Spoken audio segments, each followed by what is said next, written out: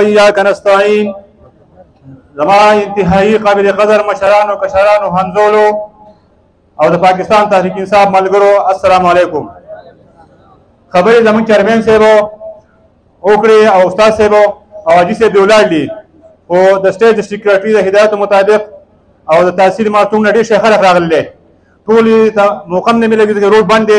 او د خلکو ته مدارو کې مسلې راځي. نو زه د خپل طرف نه تاسو ټولو کاغذ د پرون خلک ته چې کیسر نه پکې راغلي د مارتون د مخوزو ټولو شکریا ادا کوو او تاسو دا باور راکړو ان شاء الله چې هر موقع کې مونږه عمران خان صاحب په جیل کې دی او که زمونږ قومي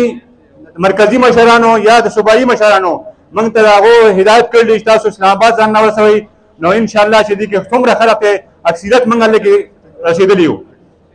او بالکل څنګه چې استاد صاحب وي چې څومره موږ چیړي زمونږ حوصلې به دا کېږي څنګه چې پکې جانمین صاحب وایي تاریخان زمونږ نسبي وو زمونږ د تره زوی وو هغه پکې شهید شوی که موږ پکې شهیدان کېږو که زمونږ پکې مالونه خرابېږي که زمونږ پکې هر څه به قرباني راځي خو په غیر د قربانۍ نه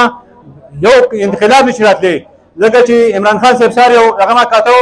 هغه وایي جهاد چې فرض کېږي په مسلمان باندې دا په هغه صورت کې فرض کېږي چې کله ظالم ظلم کوي او تر هغه به مخنوع کړي